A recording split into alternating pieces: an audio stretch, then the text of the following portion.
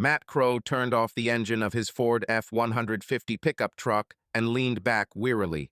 It was a hot Friday in Nashville, and sweat soaked his work shirt. He had been driving around all day, checking on the progress of a suburban home construction project. His company, Crow Construction, was small but reliable, and Matt prided himself on overseeing every nail. But work was not on his mind today. Linda, his wife, had been acting strange for a couple of months, cold, distant, like he was a neighbor instead of a husband after 18 years of marriage. He had hoped that the weekend, when their sons, Aiden and Kyle, were busy with their own projects, would give them a chance to talk. Matt walked into the house, dropped his keys on the table by the door, and headed into the kitchen. The refrigerator greeted him with a cold beer, and he opened the bottle with relief. Linda was sitting in the living room, staring at her phone. Her blonde hair was pulled back into a messy bun, and her face lacked its usual warm smile. She didn't even look up. "Hey," Matt said, leaning against the door frame. "It's been a long day. How are you?"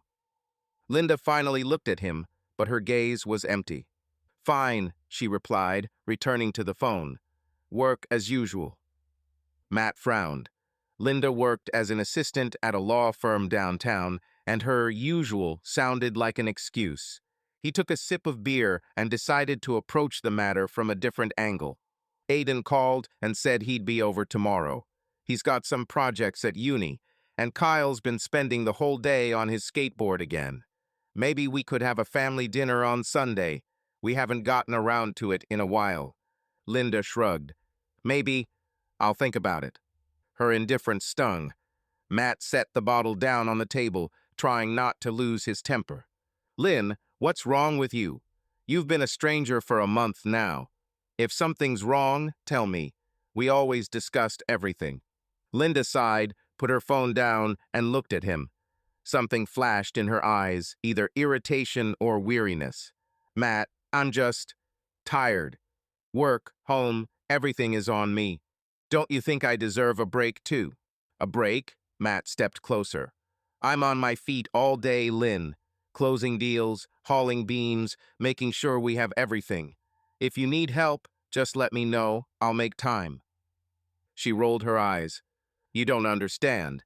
It's not about housework. I need something for myself." Matt felt his insides tighten. He knew that Tone Linda was hiding something. "What do you mean, for yourself?" he asked, trying to speak calmly. Linda stood up, crossing her arms over her chest. Her voice became sharper. "Okay, if you want to know, I've been dating David. David Reynolds, my boss. For a couple of months now." Matt froze. The beer in his hand suddenly went ice cold. He waited for her to laugh, to say she was joking, but Linda looked straight ahead, without a trace of a smile. "You, what?" he asked, hoping he had misheard. "You're sleeping with him." "Not sleeping," she snapped. "Yet, but we're close. He gives me what I don't get at home. Pay attention, Matt. Understanding." Matt felt the blood rush to his face. He set the bottle down on the table to keep from squeezing it until it cracked. 18 years, Linda. 2 sons. And you just dumped this on me? As if I were some neighbor and not your husband? Linda stepped towards him, her voice growing louder. "Do you ever come home?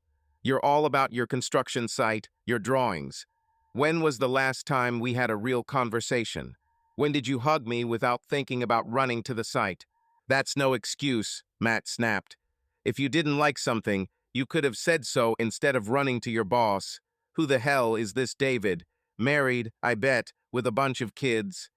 Linda looked away, and that was the answer.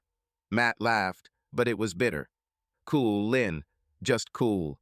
You're leaving your family for some slug in a suit. It's not," she snapped. "It's temporary. I just want to feel alive. David says." "I don't care what David says." Matt slammed his fist on the table. "You're my wife, Linda. Mine. And I'm not going to sit here and watch you go around with him behind my back." Linda straightened up, her eyes narrowing. "What are you going to do, Matt?" "Yell, threatened. I've already made up my mind. And if you try to stop me, I'll take everything. The house, the business, the boys. David has the best lawyers in town. Matt stared at her, not believing his ears. This wasn't the Linda he'd met in college, the one who'd laughed at his jokes and held his hand when Aiden was born. This was a stranger. "Are you threatening me?" he asked quietly. "After everything we've been through." "It's not a threat," she said, but her voice wavered. "It's reality. I'm tired of just being your wife and mother. I deserve more." Matt was silent for a few seconds, processing the words. Then he nodded slowly. "Okay, Linda, you made your choice. But remember, we have a prenuptial agreement. You know what it says about cheating. If you do that, you'll leave empty-handed." Linda turned pale, but quickly pulled herself together. "David says the contract can be contested, and he will help me." "Let him try," Matt snapped. "I'm calling my lawyer right now." "We're done, Linda." He pulled out his phone and dialed Tom Wilson, his friend and lawyer, without taking his eyes off Linda. She looked at him as if she wanted to say something, but then she simply grabbed her bag and headed for the door. "Where are you going?" Matt asked. "To David's," she answered without turning around. "We have plans for the weekend. Don't wait for me." The door slammed, leaving Matt alone in the quiet living room. He collapsed on the couch, still clutching his phone. Tom answered on the second ring. "Matt, what happened? Are you okay?" "No, Tom, it's not okay." Matt's voice was hoarse. "Linda's cheating. With some lawyer, her boss. I want a divorce. Right now." Tom whistled. "Damn, man, this is serious. Okay, let's meet tomorrow morning. Bring the contract, I'll check everything. If there's a clause about cheating, she's in trouble." "She knows about the contract," Matt said, "and she still thinks her lover will get her out of it." "Let him dream," Tom chuckled. "I'll take care of it. How are you holding up?" Matt looked at the empty living room where he and Linda had been drinking coffee that morning. "I don't know, Tom. Just make it happen quickly." He hung up and finished his beer, but it tasted like water. Matt went into the bedroom, opened the closet, and pulled out a folder of papers. The prenuptial agreement was on top, signed before the wedding. He reread the infidelity clause. If Linda was proven unfaithful, she would lose her rights to the house, the business, and any marital assets. Matt's jaw tightened. She thought she could intimidate him, but he wouldn't give in. Later that evening, he called Aiden. His son was in the dorm, studying for exams. "Dad, what's wrong? You don't sound so good," Aiden said. Matt paused. He didn't want to burden his son, but he couldn't lie. "There's problems with Mom Ade. We're probably getting a divorce. She's dating someone." There was silence on the other end. "Are you serious?" Aiden finally managed to say. "With whom?" "With her boss. David or something.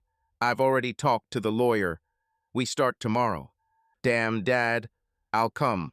I'll be there tomorrow morning." "No need, Ade. Focus on your studies.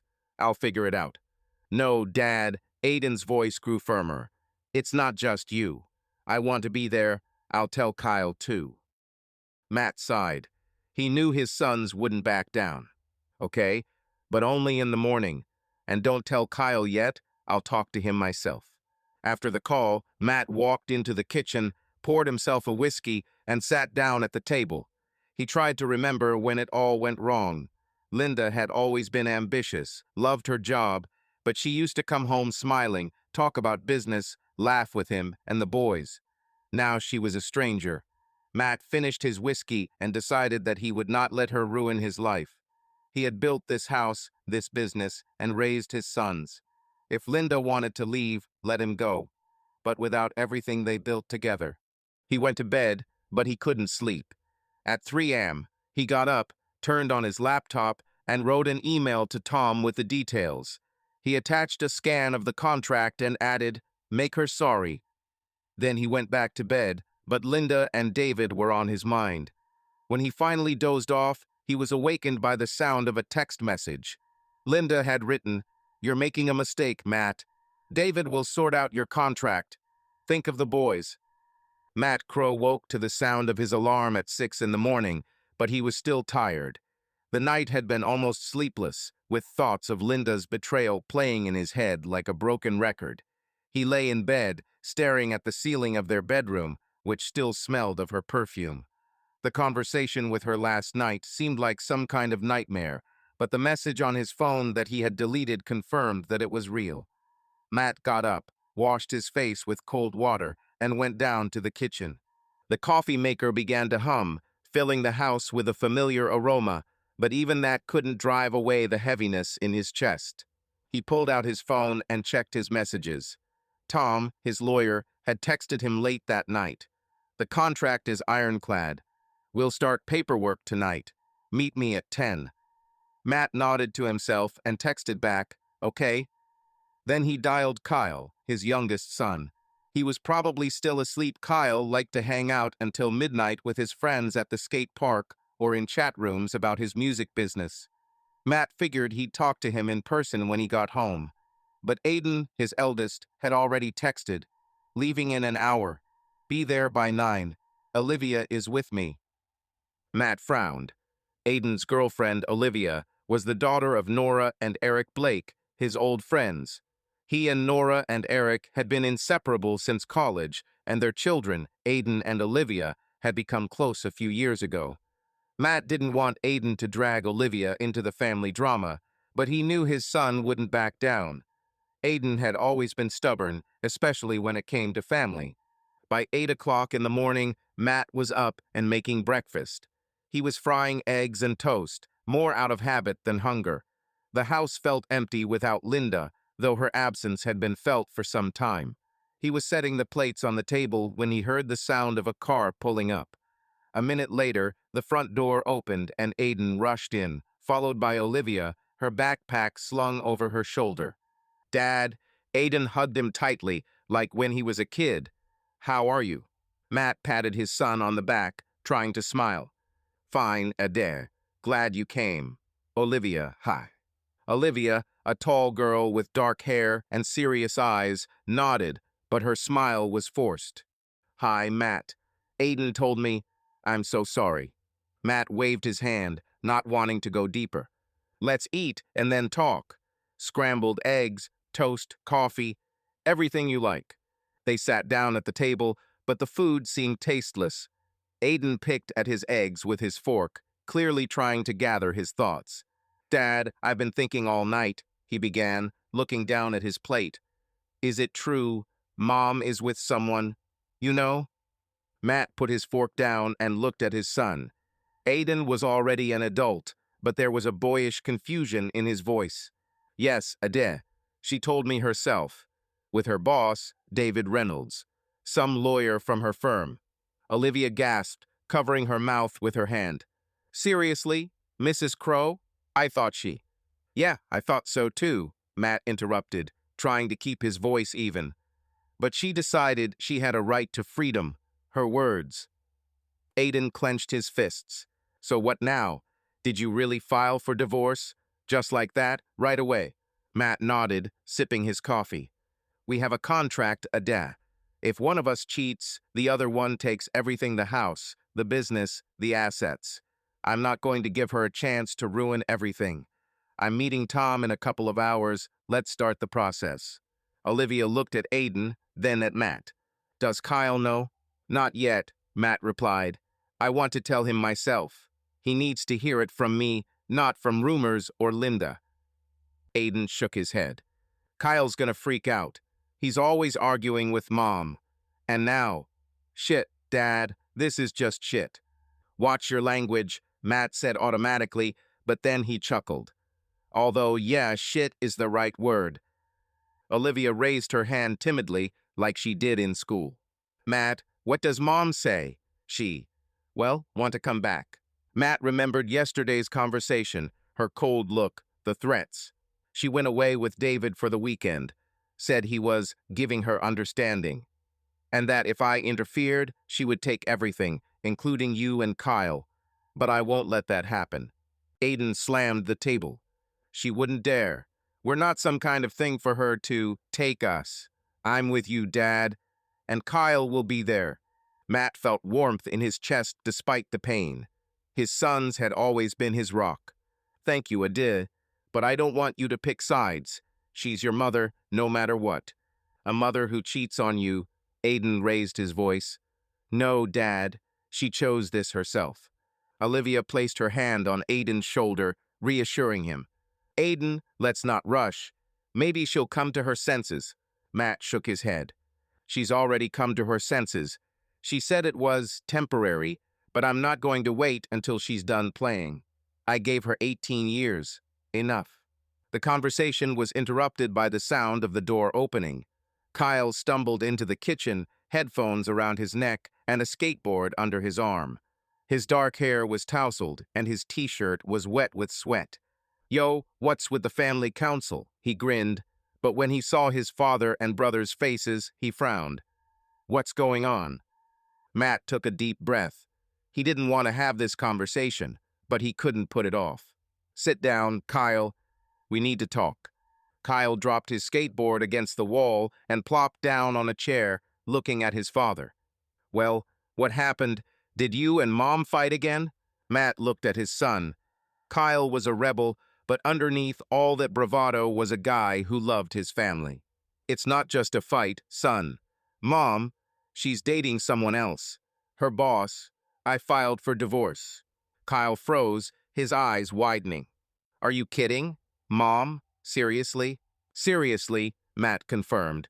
She told me herself yesterday. I'm not going to stand for this. Kyle leaned back in his chair, rubbing his temples. Damn, Dad. This just sucks. Did she even explain why? She said she needed something for herself, Matt grimaced, and that I was too busy with work, as if that was an excuse. Kyle frowned. She's always stuck at her job, and now she's with some dude. Who is he anyway? David Reynolds, Aiden said, clenching his jaw. Some lawyer.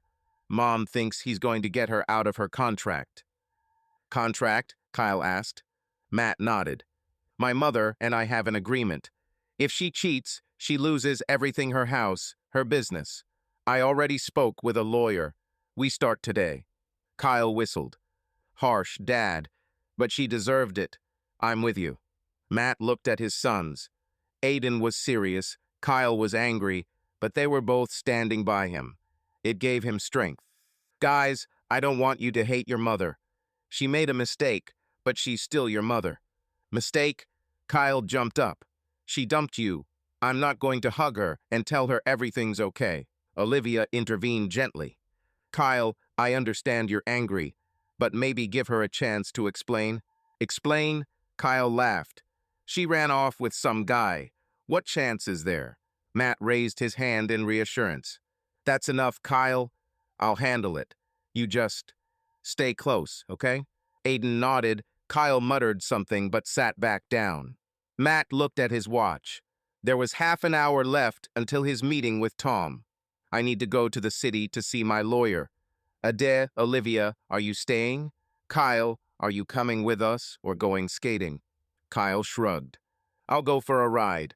But Dad, if anything happens, call me. I'm in. Matt smiled despite everything. I know, son. Thank you. He gathered up the papers and keys, hugged his sons and Olivia, and headed for the car. On the way to Tom's office, he turned on the radio, but the music only irritated him. Instead, he thought about Linda. How could she? 18 years old, 2 sons, and she'd just up and gone to some lawyer. But Matt knew one thing. He wouldn't let her take his life. The contract was on his side, and he was going to fight to the end. Tom's office was cool and smelled of coffee. Tom, a balding man with glasses, greeted him with a handshake. Matt, you look like you got run over by a truck. That's right, Matt chuckled, sitting down. What do you think about the contract? Tom opened the folder and ran his eyes over the document. As I thought, everything is clear. The treason clause is our trump card. If you have evidence, she is out. Proof? Matt frowned. She confessed. Is that enough? A confession is good, but a recording or witnesses would be better. Did she write anything to you yesterday? Matt pulled out his phone and showed the deleted message, restored from the trash. Here, she wrote that I was making a mistake and that David would sort out the contract. Tom grinned. Great. That's evidence. We'll file a lawsuit today, and I'll start digging into David Reynolds. If he's as hot a lawyer as she thinks he is, he might have some skeletons in his closet. Matt nodded, feeling the tension ease a little. How long will it take? If everything goes smoothly, a couple of months. The judge will see the contract, the evidence, and the deal is done. But be prepared, she may try to stall for time. Let him try, Matt said. I won't back down. When he got home, Aiden and Olivia were sitting on the couch watching some TV show. Kyle hadn't returned yet. Matt collapsed into a chair, feeling tired rolls in like a wave. Is everything okay with the lawyer? Aiden asked. Yes.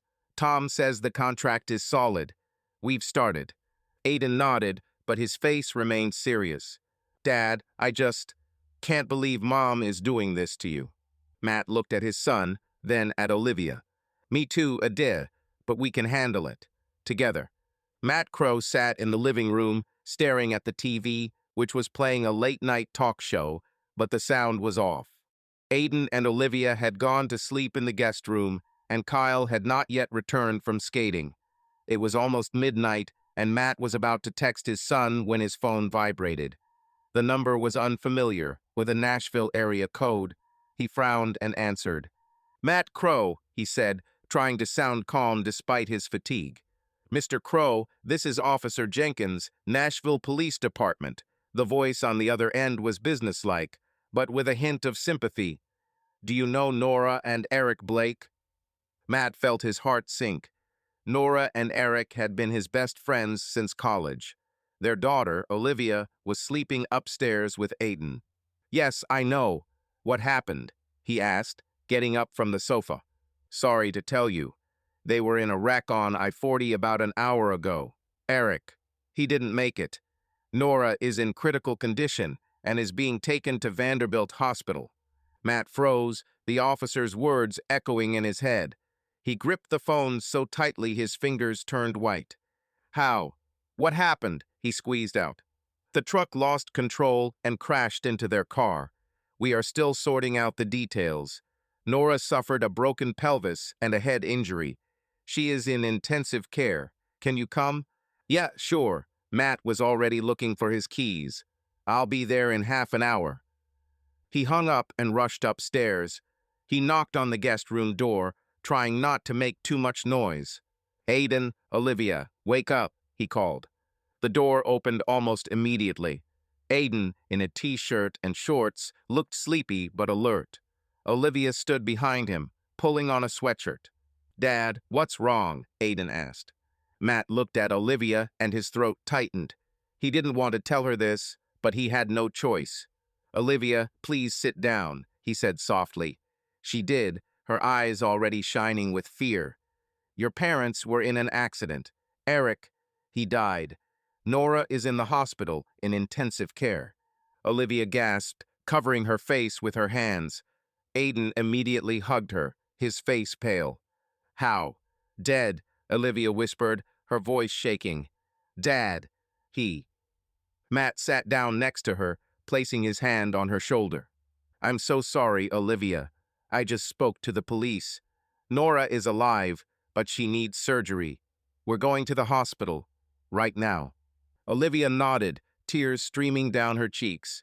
Aiden hugged her tighter, looking at his father. I'll come with you, he said. Should we pick up Kyle?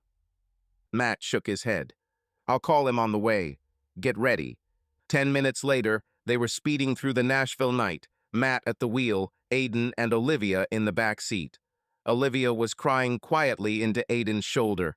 Matt called Kyle, but there was no answer. He left a voicemail.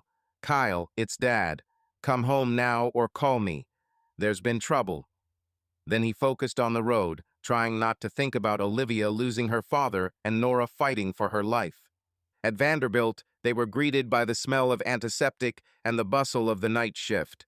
Matt walked up to the front desk, where a nurse, a middle-aged woman with a tired face, directed them to the intensive care unit. Officer Jenkins, a burly man in uniform, was waiting for them by the elevator. Mr. Crow, he asked, extending his hand. Thank you for coming.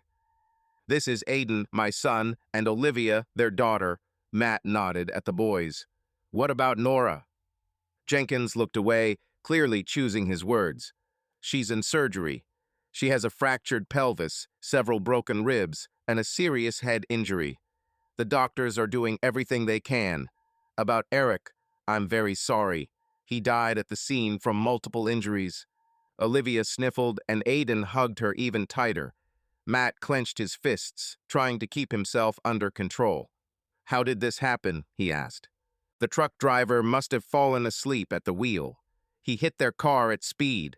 We're still waiting for the investigation results, but it was a big hit. Matt nodded, feeling anger and frustration mingle inside him. Eric had been his best friend, the guy he'd drink beer with in the backyard, arguing about football and laughing at stupid jokes. And Nora, she'd always been the life of the party, with her warm smile and ability to diffuse any situation. Now Eric was dead, and Nora might not make it. Can I see her? Olivia asked, wiping away tears. Not yet, Jenkins replied. She's in surgery. As soon as we know anything, the doctor will come out to see you. They sat in the waiting room, where the plastic chairs and cold light only added to the sense of unreality. Olivia clung to Aiden, and Matt stared at the floor, trying to make sense of it all. His own life was falling apart. Linda, the divorce, the threats, and now this. He felt like the world had decided to kill him in one day. Dad, are you okay? Aiden asked quietly. Matt shook his head. No, son. But this is not about me. We must be strong for Olivia and Nora. Aiden nodded, his face as serious as ever. Matt suddenly realized how much his son had matured in the last 24 hours. Half an hour later, Kyle burst into the waiting room, out of breath, with a backpack over his shoulder. Dad, what is this? I got your message. He stopped, seeing Olivia in tears. Oh shit, what happened? Matt stood up and pulled Kyle aside so as not to disturb Olivia. Eric and Nora were in an accident, he said quietly. Eric died. Nora is in intensive care. Kyle froze, his eyes widening. Wait, Mr. Blake, dead? Seriously. Matt nodded, feeling his throat tighten. Yes, Kyle. Olivia is in shock. Aiden is supporting her. We need to be here. Kyle ran a hand through his hair, his usual bravado gone. Damn, Dad. This is terrible. What about Mrs. Blake? Will she pull through? I don't know, Matt answered honestly. The doctors haven't said anything yet. Kyle nodded and sat down next to Olivia, awkwardly placing his hand on her shoulder. Hey, Liv, I'm so sorry. If anything happens, I'm here. Olivia smiled weakly through her tears. Thank you, Kyle. Matt looked at his sons and Olivia, feeling his resolve grow. His family, his friends, were all he had left.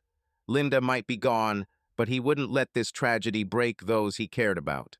An hour later, the doctor, a tall man with gray hair, came out to them. His face was tired but calm. Are you related to Nora Blake? He asked. Olivia jumped up. I'm her daughter. How is she? The operation was a success, the doctor said. We stabilized the pelvic fractures and stopped the internal bleeding. But the head injury is serious. She's in a coma, and the next 24 hours will be critical. Olivia covered her face with her hands and Aiden hugged her. Matt stepped forward. When can we see her? Tomorrow morning, the doctor replied. She needs rest. Leave your contact information at the desk. We'll let you know if anything changes. Matt thanked the doctor and turned to the boys. Olivia, you can stay with us. Aiden, Kyle, let's go home. We need to get some sleep. Olivia shook her head. I want to stay here. Matt nodded, understanding her. Okay, we'll be back in the morning. Aiden, are you with her? Yes, Dad. I'll stay. Matt hugged them both, then Kyle, and headed to the car. On the way home, he thought about Eric, about Nora, about how quickly everything could fall apart. Matt Crow sat at the kitchen table, sipping his coffee, which had grown cold. It was Saturday morning, and the house seemed too quiet without Aiden and Olivia at the hospital. Kyle was asleep upstairs after an overnight trip to Vanderbilt. Matt had been awake most of the night, thinking about Nora, Eric, and Linda. Eric's death had been a blow to the gut, and Nora's condition was a heavy weight. And all of this on top of Linda's betrayal. He checked his phone, but there was no news from the hospital, just a text from Tom. Papers ready. Sign at 2 tonight. Matt leaned back in his chair, trying to collect his thoughts, when he heard the sound of a car pulling up. He looked out the window and saw a black BMW parked outside the house. Linda stepped out of the passenger door, her blonde hair down and her dress too dressy for a Saturday morning. A man climbed out behind her, tall, wearing an expensive jacket, with a slight gray at the temples. Matt knew immediately it was David Reynolds. His stomach clenched with anger, but he forced himself to breathe evenly. The door opened and Linda walked in without looking at him, followed by David, a smug grin on his face. "Matt," Linda began, throwing her bag on the couch. "We need to talk." Matt stood up, crossing his arms over his chest. "You seriously brought him here? To our house?" His voice was low, but there was steel in it. Linda rolled her eyes as if he were a child being capricious over a toy. "Don't start, Matt. I told you yesterday that I was going away with David for the weekend. But since you filed for divorce, I decided to come back and talk things over." David stepped forward, adjusting the cuffs of his jacket. "Matt, let's not be dramatic," he said, his voice as smooth as a talk show host. "Linda told me about your contract. This contract of yours isn't so ironclad. I'm a lawyer, I know how it works." Matt's jaw tightened as he looked at David.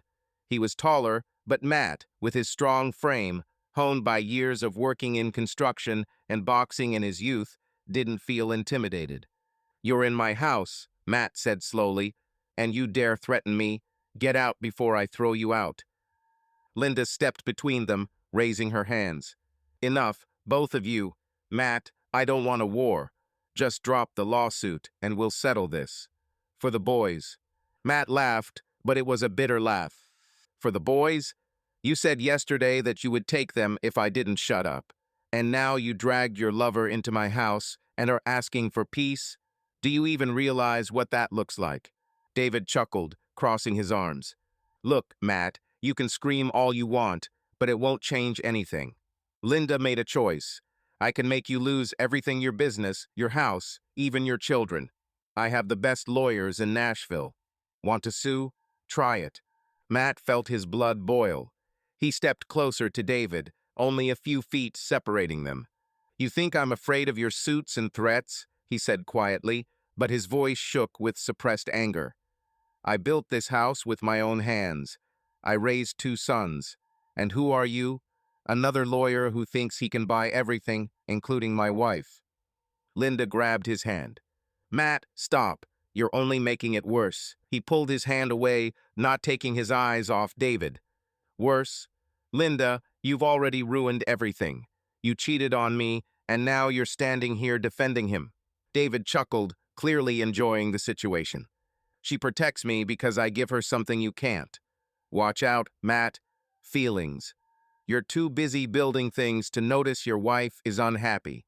Matt clenched his fists, but forced himself to breathe. He knew David wanted to provoke him so he could use it in court. He wasn't going to give him that chance. "Get out," he said, pointing to the door. "Both of you, now." Linda shook her head.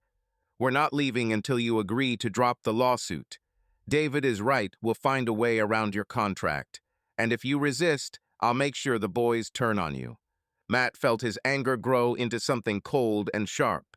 He looked at Linda, trying to find in her something of the woman he loved. "Are you threatening me with my sons?" he asked quietly. "After 18 years, you're just ready to destroy our family?" Linda looked away, but her voice remained firm. "I'm not destroying Matt. I just want to live. And if you don't give me that, I'll do anything to protect myself." Before Matt could answer, footsteps came from above. Kyle, wearing shorts and a wrinkled t-shirt, was coming down the stairs, rubbing his eyes. "What's that screaming?" he muttered. But when he saw Linda and David, he froze. "Mom? Who's that?" Linda turned to her son, her face softening. Kyle, this is David. My friend, we're just talking to Dad. Kyle looked at Matt, his eyes narrowing. Friend, Dad, is this the same guy? Matt nodded, not taking his eyes off Linda. Yes, Kyle, it's him. Kyle stepped forward, his face red with anger. Are you serious, Mom? You brought him here? After what you did? Kyle, don't start, Linda said, but her voice shook. It's none of your business. Not mine. Kyle raised his voice. You cheat on Dad, and I'm supposed to keep quiet. Who the hell are you? David stepped towards Kyle, his smirk gone. Watch your language, boy. This is adult business. Matt was instantly between them, pushing David back. Don't you dare talk to my son, he growled. One more word, and you'll regret ever entering this house. David raised his hands, but his eyes glinted with irritation. Oh, what a hero. You want to hit me, Matt. Go ahead and do it. Let's see how that helps you. In court, Matt felt his muscles tense. He knew David was provoking him, but his anger was stronger. He took a step forward, but Kyle suddenly grabbed his shoulder. Dad, don't, he said quietly. That idiot isn't worth it. Matt paused, taking a deep breath. Kyle was right. He wasn't going to give David a trump card. This is the last time, Matt said, looking at Linda and David. Get out, or I'm calling the police. Linda opened her mouth to object, but David grabbed her arm. Let's go, Linda. He's not worth our time. We'll deal with him in court. She looked at Matt, then at Kyle, and her face twitched for a second, as if she wanted to say something. But then she turned and followed David out. The door slammed, and Matt heard the BMW drive away. Kyle collapsed onto the couch, rubbing his temples. Damn, Dad, did that really happen? Is she really with that jerk? Matt sat down next to her, feeling fatigue wash over him like a wave. Yes, Kyle, it's real, but I won't let her ruin our lives. Kyle looked at him, his eyes full of anger and pain. She has no right to do this to you, and to us. I don't want to see her. Matt put his hand on his son's shoulder. She's your mother, Kyle. I know you're angry, but... No, Dad, Kyle interrupted. She betrayed you. She betrayed us. I'm with you. Matt nodded, at a loss for words. He was grateful for his son's support, but the pain of Linda's betrayal and Eric's death still burned inside. He glanced at his watch. He had to go to Tom's soon to sign the papers. But first, he called Aiden. Dad, Aiden answered immediately. How are you? Linda was just here. With David, Matt said. They wanted the lawsuit dropped. I threw them out. Aiden cursed. She seriously brought him here. Dad, are you okay? Yeah, Matt lied. How's Olivia? Nora? Olivia is holding up, but it's hard for her. Nora is still in a coma. The doctors say there's no change yet. Matt squeezed the phone. I'll be there in a couple of hours after meeting Tom. Kyle is with me. Hang in there. Okay, Dad, we can handle it.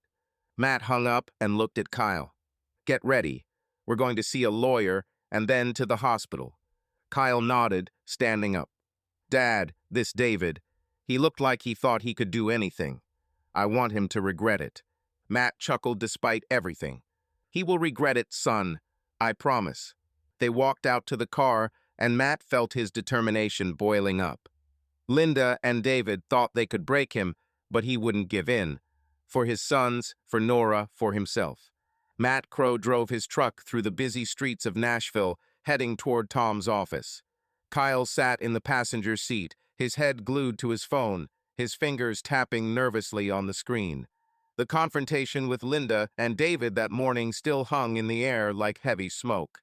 Matt gripped the wheel tightly, trying to focus on the road, but the image of Linda standing next to that pompous lawyer wouldn't leave his mind. Her words, I'll take it all, burned like acid. Dad, do you think she's really going to try to take us away? Kyle asked, still glued to his phone. Matt glanced at his son. Kyle was trying to sound cool, but there was concern in his voice. She can try, Matt said. But we have a contract, and Tom knows his stuff. And you and Aiden aren't her property. You'll decide who you want to be with." Kyle nodded, but his face remained tense. This David is a complete idiot. He thinks he can do anything. I'd punch him. Matt chuckled despite everything. "No need, Kyle. He wants us to fail. Then he'll use it against us. We have to be smarter." Kyle chuckled, but pulled out his headphones and fell silent. Matt turned on the radio, but the music was just annoying, so he turned it off. They pulled up to Tom's office, a small building in the center of town with a sign that said Wilson and Associates. Matt parked, but before they got out, he spotted a familiar black BMW on the other side of the lot. His stomach dropped. "Kyle," he said quietly, "it's their car." Kyle looked up, his eyes narrowing. "Mom, and this goat, what are they doing here?" Matt clenched his jaw. "Looks like they found out I'm dating Tom. Let's go. And keep your phone ready." Kyle nodded, pulling out his phone and opening the camera. "If this David starts messing up again, I'll write it all down." They got out of the car and headed toward the office, but before they could reach the entrance, Linda and David appeared from around the corner. Linda was wearing the same dress as in the morning, but now her face was red with anger. David, in his perfect suit, walked with the same smug grin. "Matt," Linda shouted, quickening her pace. "Do you seriously think you can just file for divorce and be done with it?" Matt stopped, crossing his arms. "You've already been to my house, Linda. I said we were done. What else do you want?" David stepped forward, straightening his tie. "She wants you to come to your senses, Matt. Drop the lawsuit, and we'll all save time and money. You don't want your sons to see their father lose in court, do you?" Matt felt his blood boil. He took a step toward David, but Kyle grabbed his sleeve. "Dad, I'm filming," he whispered, holding the phone so that the camera would catch David and Linda. Matt nodded, not taking his eyes off David. "Do you think your threats will stop me?" he said coldly. "I filed for divorce because you're sleeping with my wife, and I have a contract that will leave her with nothing." David laughed, but it was forced. "A contract. It's a piece of paper, Matt. I have the best lawyers in Tennessee. I'll crush you and your business, and Linda will take your sons. Do you want them to hate you?" Linda stepped closer, her voice shaking with a mixture of anger and despair. "Matt, please, don't let this go to court. We can work it out. For Aiden and Kyle." Matt looked at her, trying to find some hint of the woman he once loved, but all he saw were cold eyes and lies. "You threatened me with my sons," he said quietly. "After you betrayed me, do you really think I'll back down?" Kyle, still filming, stepped forward. "Mom, are you serious? You're standing here with this guy and talking about us. Have you even seen us in the last few months?" Linda turned to Kyle, her face pale. "Kyle, this is none of your business. This is between me and Dad." "Not mine." Kyle raised his voice.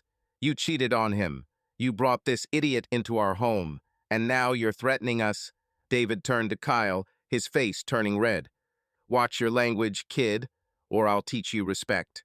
Matt was instantly between them, his voice dangerously low. "Don't you dare talk to my son. One more word, and you'll regret it." David stepped closer, his eyes narrowing. "What are you going to do, Builder? Hit me? Go ahead, try it. I'll sue you until you lose your pants." Matt felt his muscles tense. His boxing past was screaming out, but he knew this was what David was waiting for.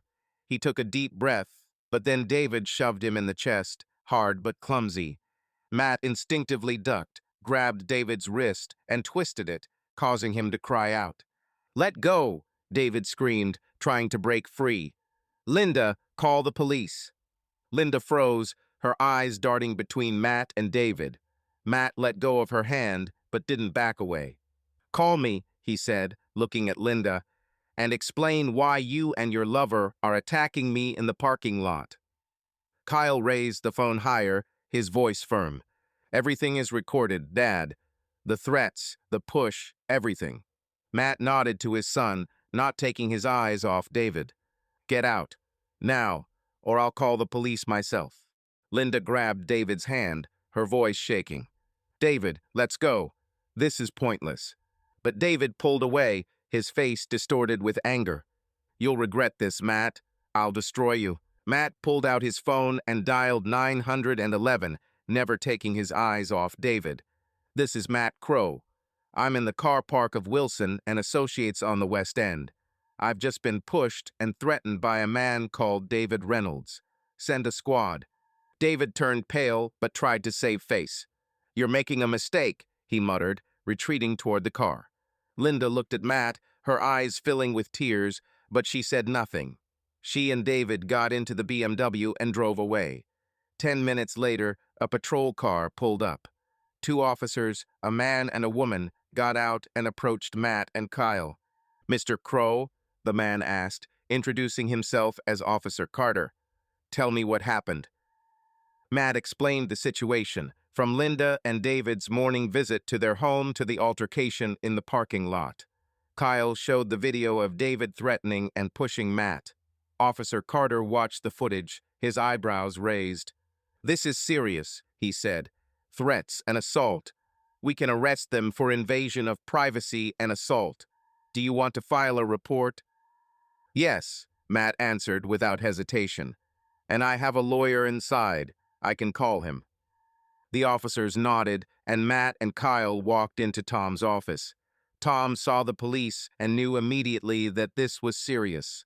Kyle handed over the video, and Tom immediately copied it to his computer. "This is a gift, Matt," Tom said, grinning. "With this video, we will not only win the divorce, but we will also back David into a corner. I will send this to the police and add it to our lawsuit." Matt nodded, feeling the tension ease a little. "Thanks, Tom. What next?" "We're filing a warrant," Tom replied. "Then I'll start digging into David's company. If he's a big boss there, they won't be happy." Kyle, standing next to him, smirked. "Looks like this idiot is in trouble." Matt looked at his son, pride mixed with weariness. "You're doing great, Kyle. This record is our trump card." They left the office after the police had left. Matt knew Linda and David would soon be served with a summons. He got into the car, feeling his resolve harden. This was not the end, but the beginning of their downfall. Matt Crow sat in his truck, parked outside Vanderbilt Hospital, staring at his phone. Tom had texted him a few minutes ago.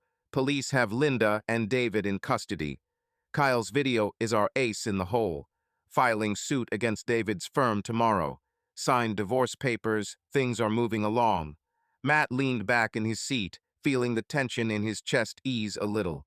Kyle's footage from the parking lot had been their ticket to victory in this war, but victory still seemed far away.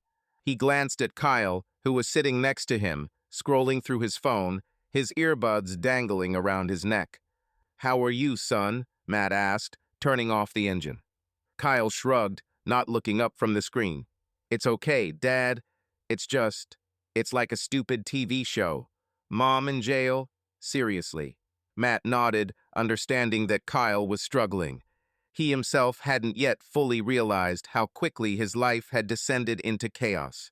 "Not exactly jail," he said. "They were booked for assault and threatening. Tom says it won't last long, but the tapes got them screwed. Plus our contract. She's not getting anything." Kyle finally looked up, his face a mix of anger and fatigue. "She deserved it, Dad. But still, it sucks. Does she really think she can just come back like that?" Matt shook his head. "I don't know what she thinks, Kyle, but I won't give her a chance to ruin our lives." They got out of the car and headed to the hospital. In the waiting room, Aiden and Olivia sat on plastic chairs, holding hands. Olivia looked pale, her eyes were red from crying, but she tried to hold on. Aiden stood up when he saw his father and brother. "Dad, Kyle, are you okay?" he asked, hugging them both. "Kyle told me about the parking lot. Is it true? Did they take Mom and that guy?" Matt nodded, sitting down next to him. "Yes, Kyle recorded David threatening and pushing me. The police caught them. Tom is already working on it." Olivia looked at him, her voice quiet. "Matt, I can't believe Mrs. Crow did that. She always seemed so nice." Matt smiled weakly, trying to hide the pain. "I thought so too, Liv. But people change. Or maybe we just haven't seen who they really are. Aiden clenched his fists. She has no right to threaten you, Dad. And us. I'm with you, no matter what happens. Matt patted his son on the shoulder, feeling the warmth of his support. Thanks, Ade. How's Nora? Any news? Olivia shook her head. The doctors say she's stable, but still in a coma. We can visit her briefly tomorrow morning. They're not sure when she'll wake up. Matt nodded, feeling pain for Nora and Eric mixed with anger at Linda. He looked at his sons and Olivia, knowing that they were his main support right now. We'll get through this, he said firmly. For Nora, for Eric, and for ourselves. Kyle snorted, but there was determination in his voice. This David will regret that he got involved with us. And Mom, it's her own fault. Matt didn't answer, but he silently agreed. He pulled out his phone and texted Tom, "Keep me posted. I want David's firm to pay up too." Then he stood up. "I'll go get some coffee. Who wants some?" The three nodded, and Matt headed for the coffee machine at the end of the hall. As the coffee maker hummed, he thought about how quickly everything had changed. One day he was just a husband and father, and now he was in the middle of a divorce and tragedy. But he wasn't going to give up. The next day, Matt arrived at Tom's office with Kyle. Aiden stayed at the hospital with Olivia to be there if there was news about Nora. Tom greeted them with a smile, though his eyes were tired. "Matt, Kyle, sit down," he said, gesturing to the chairs. "We have good news." Matt sat up, feeling his heart beat faster. "What's the news?"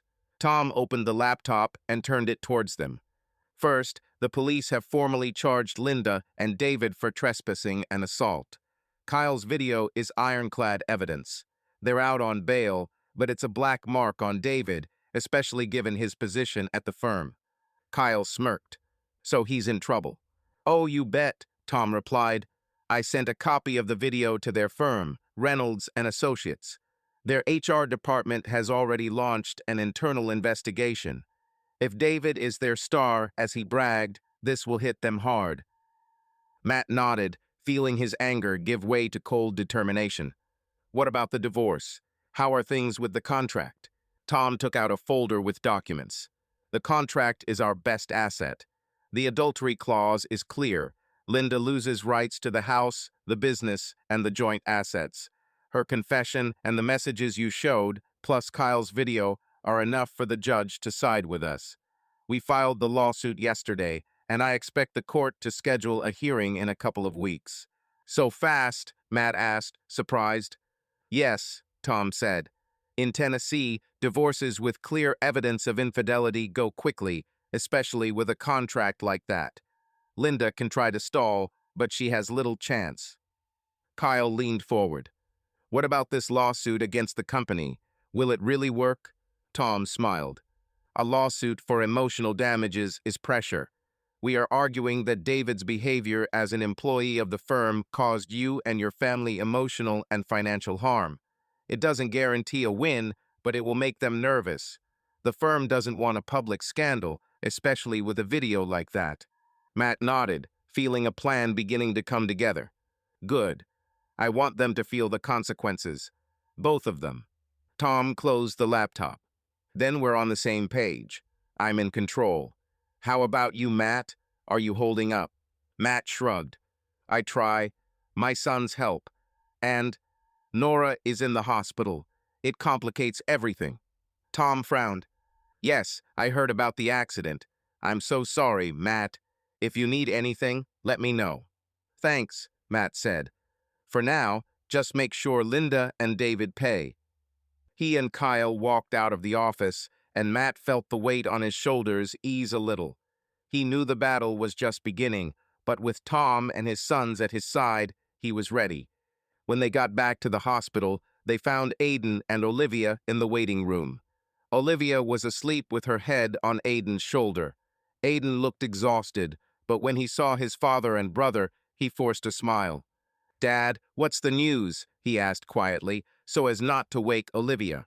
Matt sat down next to him and told him about his meeting with Tom, the charges against Linda and David, and the lawsuit against the firm. Tom says we're in a strong position, he finished. The contract and Kyle's video have them pinned down. Aiden nodded, his face serious. Good. They shouldn't get away with it. And how is Nora? No change, Matt said. But they'll let us see her tomorrow. We have to be strong for Olivia. Kyle, who was sitting opposite, suddenly said, Dad, I keep thinking. Did Mom really think she could just come back after everything? Matt looked at his son, unsure of what to say. He had wondered the same thing himself. I don't know, Kyle. Maybe she thought I'd give in, but I won't. Aiden squeezed Olivia's hand as she began to wake up. We won't give up either, Dad. We're with you. Olivia opened her eyes, her voice weak. What? What did I miss? Matt smiled softly. Nothing, Liv. Just discussing how to keep things under control. How are you? She shook her head, wiping away tears. Trying to hold on. Thank you all for being here. Matt nodded, feeling the strength of his family even in this expanded form. Linda and David might be threatening, but he knew he wasn't alone. He pulled out his phone and texted Aiden and Kyle in their family chat. We'll get through this. Together. Then he leaned back in his chair, bracing himself for a long day at the hospital. The divorce battle had begun, and he was determined to win. Matt Crow sat on a hard plastic chair in the waiting room at Vanderbilt Hospital, clutching a cup of coffee that had long since gone cold. It had been a day since the police had picked up Linda and David, and even though Tom had assured him the divorce was going smoothly, Matt still felt the weight on his shoulders. But Linda wasn't on his mind right now. Nora Blake, lying in the emergency room, and Olivia, her daughter, sitting across from him, were more important. Aiden held Olivia's hand, and Kyle was slumped in the chair next to him, scrolling through his phone, but his eyes kept wandering to Olivia, checking to make sure she was okay. Dad, did you sleep at all? Aiden asked, looking at the dark circles under his father's eyes. Matt shook his head, forcing a smile. An hour or two. That's enough for now. How's Nora? Any news? Olivia looked up, her voice hoarse with tears. The doctor came in this morning, said she's stable, but still in a coma. They don't know when she'll wake up, or if she'll wake up at all. Matt nodded, his heart clenching. Nora wasn't just a friend, she was family. Her laughter, her ability to connect with anyone, the warm dinners he and Linda had shared over the years. It all seemed distant now. She's strong, Liv, Matt said. If anyone's going to pull through, it's Nora. Olivia smiled weakly, but her eyes filled with tears again. I just can't believe that Dad is gone. And Mom, I don't know what I'll do if she... Aiden squeezed her hand tighter. Don't think like that, Liv. Mom will pull through, and we're all here with you. Kyle put his phone down and coughed awkwardly. Yeah, Liv, you're not alone. We're like your team. Olivia looked at Kyle, and her smile became a little more genuine. Thank you, Kyle. You all, I don't know what I'd do without you. Matt stood up, stretching to loosen his stiff back. I'll go get some fresh coffee. Who wants some? All three nodded, and Matt headed for the machine in the hallway. As he waited for the machine to pour coffee, a nurse, a young woman with a tired but kind face, approached him. Are you Matt Crow? She asked. Yes, he answered, becoming wary. Something wrong with Nora? No changes yet, the nurse said, but the doctor said you could come in to see her for 5 minutes. Just not all at once. She's still in a coma, but sometimes having loved ones around helps. Matt nodded, feeling his throat tighten. Thank you. I'll tell the guys. He returned to the waiting room with coffee and broke the news. Olivia jumped up, her eyes shining with hope. I want to go first, she said. Can I? Sure, Liv, Matt replied. Let's go. He and Olivia headed to the emergency room, putting on shoe covers and masks. In the room, Nora lay motionless, surrounded by wires and tubes. Her face was pale, with bruises under her eyes, and her head was bandaged. Olivia gasped softly, grabbing Matt's hand. Mom, she whispered, approaching the bed. It's me, Liv. I'm here. And Matt, Aiden, Kyle. We're all here. Matt stood a little behind him, his heart breaking. He remembered Nora laughing at their last barbecue, teasing Eric about his love of hot wings. Now she looked so fragile, almost lifeless. Olivia took Nora's hand, careful not to touch the catheters. "Mom, you have to wake up," she said, her voice shaking. "I need you. We all need you." Matt put his hand on Olivia's shoulder. "She will hear you, Liv.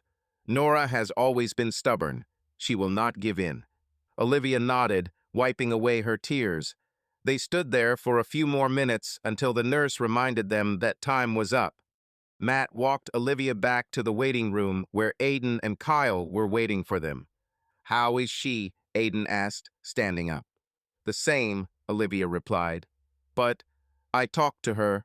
Maybe it will help." Matt nodded, sitting down next to his sons. "Your turn, Ade." Then Kyle. Aiden walked into the room and Kyle turned to Matt. "Dad, do you think she can really hear us?" he asked quietly. "I don't know, son," Matt answered honestly, "but I believe it's important. For her, and for us." Kyle nodded, looking at the floor. Matt could see how hard it was for his son to cope with this first Linda's betrayal, now the tragedy with Nora and Eric. He wanted to say something encouraging, but the words stuck in his throat. When Aiden returned, his eyes were red, but he held on. "She looks bad, Dad. But I told her we're all waiting for her." Kyle stood up, his face serious. "It's my turn." He returned 5 minutes later, sat silently, and stared at his phone. Matt didn't press him. He knew Kyle was grieving in his own way. Instead, he pulled out his phone and checked his messages. Tom had written, "Linda and David out on bail, but charges stand. David's firm has been calling, wanting to settle quietly. We'll get them." Matt showed the message to Aiden and Kyle. "Tom's doing his job," he said. "It'll be over soon." Aiden nodded, but his voice was tired. "And Mom, did she at least call?" Matt shook his head. "Not yet. And honestly, I don't want to hear it. Not now." Olivia looked at him, her voice soft. "Matt, I know this is hard for you, but if she wants to talk to Aiden or Kyle, will you give her a chance?" Matt looked at his sons. Aiden shrugged and Kyle snorted. "A chance," Kyle said. "After she brought that jerk and threatened Dad, let him go." Matt raised his hand in reassurance. "Kyle, she's your mother. I don't want you to fight her. But right now, we need to focus on Nora and Olivia." Kyle nodded, but his expression remained stubborn. Matt knew his sons were angry, and he didn't blame them. He was barely holding back his own anger, thinking about Linda and her threats. Towards evening, the doctor, the same gray-haired man who had spoken to them yesterday, came out to them. "Nora is showing some improvement," he said. "Her vitals are stable, and we're seeing little response to stimuli. That doesn't mean she'll wake up anytime soon, but it's a good sign." Olivia covered her face with her hands, her shoulders shaking with relief. "Thank you, doctor," she said. Can we come again?" "Tomorrow," the doctor replied. "She needs rest, but you're great to be here. It's helping." Matt thanked the doctor and looked at the boys. "Let's go home. We need to get some sleep." Olivia shook her head. "I'll stay. Maybe something will change." Aiden looked at his father. "I'm with her, Dad. You and Kyle go. We'll call if anything happens." Matt nodded, hugged Olivia and Aiden, then Kyle. "Okay, we'll be back in the morning." On the way home, Matt and Kyle were silent. Matt thought about Nora, about her strength, about how she always found the words to lift his spirits. He knew he had to be strong for her, for Olivia, for his sons, and for himself. Matt Crow woke to the sound of his phone vibrating on his nightstand. It was early Monday morning, and the sun was just breaking through the curtains. He grabbed the phone, expecting news from Aiden or Olivia at the hospital, but it was Tom. The message read, "Call now. David's firm is in a panic. We have news." Matt sat up in bed, rubbing his face to clear away the last of the sleep. The last few days had been a marathon, and he felt drained. But the thought of David Reynolds getting what he deserved energized him. He dialed Tom, who answered on the first ring. Matt, you're not going to believe this, Tom said, his voice excited. David's firm, Reynolds and Associates, just contacted me. They want to settle out of court. Your video of Kyle has been circulating around their office, and their clients are already starting to ask questions. Matt felt the corners of his lips twitch into a smile. So they're in trouble. Oh yeah, Tom chuckled. David's their biggest star, but his reputation is in tatters after the assault and trespassing charges. Plus, I sent them a copy of our lawsuit for emotional damages. They're afraid it'll get to the press. What about Linda? Matt asked, his voice growing harder. She's under attack, too, Tom said. She's been suspended without pay while the investigation continues. The firm doesn't want her name associated with the scandal, and I heard David's wife, Carol, filed for divorce. She found out about their affair, and she didn't seem to like it. Matt nodded, though Tom couldn't see him. He had no sympathy for Linda or David. They had chosen this path themselves. What next? He asked. We're pushing harder, Tom said. I'm preparing the divorce papers. The hearing is in 2 weeks. With the contract and the video, we'll crush them. And the lawsuit against the firm is the icing on the cake. They're already offering compensation to get you to drop the lawsuit. Matt thought about it. The money would be nice, but that wasn't all he wanted. I want David to lose everything, he said. Not just his money. His career, his reputation. Got it, Tom replied. We're not backing down. I'll keep you posted. Matt hung up and went down to the kitchen. Kyle was already there, making toast and humming.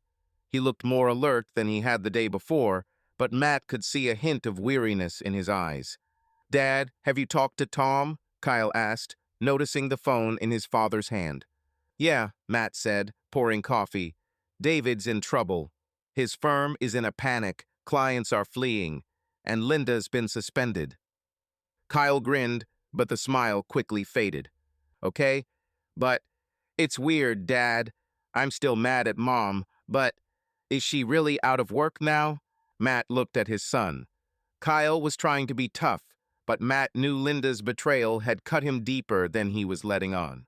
She made a choice, Kyle, Matt said softly. These are her consequences. But if you want to talk to her, I won't mind. Kyle shook his head. I don't want to. Not now. Maybe someday, but not after she brought that idiot and threatened you. Matt nodded without insisting. He understood that his sons needed time. He and Kyle ate a quick breakfast and drove to the hospital. On the way, Matt called Aiden. Dad, Aiden said, his voice tired. Liv and I are here. Nora's no different, but the doctor says she's stable. Okay, Matt said. Kyle and I will be there in half an hour. Hang in there. At the hospital, Matt found Aiden and Olivia in the waiting room. Olivia was staring at her phone, her eyes empty. Aiden had his arm around her shoulders, trying to look cheerful. Dad, Kyle, Aiden said, standing up. What's the news? Matt told them about Tom's call, David's reputation being ruined, and Linda being ousted. Aiden listened, his face serious. They deserved it, he said finally. But Mom called me last night. I didn't answer. Matt frowned. What did she want? I don't know, Aiden shrugged. She left a voice message. I didn't listen. I'm not ready. Olivia raised her head. Matt, she tried to call me too. I didn't pick up either. After everything she did, I don't want to hear from her. Matt nodded, feeling the pain of his sons and Olivia echoing within him. It's your right, he said. If you change your mind, tell me. But right now, we need to be here for Nora. Olivia smiled weakly. Thank you, Matt. You're like a father to me now. Matt felt warmth in his chest despite everything. He hugged Olivia, then Aiden and Kyle. We're family, Liv. Always will be. They spent the day at the hospital, taking turns at Nora's room. Matt came to see her after lunch. She was still lying there, surrounded by tubes and monitors, but her face seemed a little less pale. He took her hand, careful not to disturb the catheters. Nora, he said quietly, you must come back to us. Olivia is waiting. We are all waiting. He sat for a few minutes, listening to the beeping of the monitors. He remembered how Nora always found a way to lift his spirits, even on the hardest days. Her strength was inspiring, and Matt knew he had to be just as strong for her. By evening, Tom sent another message. David's wife has confirmed the divorce. His finances are falling apart. He took out loans for the company's projects. We'll finish them off. Matt showed the message to Kyle and Aiden. Looks like that idiot is drowning, Kyle said with a dark grin. Aiden nodded, but his face was thoughtful. And Mom, what will happen to her? Matt looked at his son, understanding his mixed feelings. She went to live with her sister in Memphis, he said. Tom says she's been suspended and the firm won't take her back. She chose this path, Ade. Aiden nodded but said nothing. Matt knew it was hard on his sons, despite their anger. He himself felt the emptiness where his love for Linda had once been. Matt Crow sat in the waiting room at Vanderbilt Hospital, leafing through a magazine he'd picked up from the nightstand, but not really reading it. It had been a week since Linda and David had been arrested for assault, and the news from Tom was still coming in. David's firm was offering ever larger sums to settle Matt's lawsuit out of court, and Linda was rumored to be staying with her sister in Memphis, but her calls to Aiden and Kyle were going unanswered. Matt tried to focus on the present on Nora, who was still in a coma, and Olivia, who barely left the hospital. Aiden and Kyle took turns watching her, and Matt came by every day after work, bringing food and coffee. Today was one of those days. Matt had brought a box of donuts and a thermos of coffee, hoping to cheer the boys up. Aiden and Olivia were sitting on the couch, quietly talking, and Kyle, as usual, was glued to his phone. But this time he wasn't listening to music, he was just scrolling through his feed, as if looking for a distraction. "Dad, you're here," Aiden said, noticing Matt. "Donuts? Cool." Olivia smiled weakly as she took the glazed donut. "Thanks, Matt. You always know how to cheer me up." Matt shrugged, sitting down next to her. "I'm trying, Liv. Any news from the doctors?" Olivia shook her head, her eyes dimming. "Same old story. Mom's stable, but they say the coma could last weeks. Or longer." Matt nodded, feeling the familiar heaviness return to his chest. He looked at Nora through the glass window of the room. Her still face, surrounded by wires, seemed alien, but he knew that somewhere in there was still the same Nora who always found a way to make him laugh.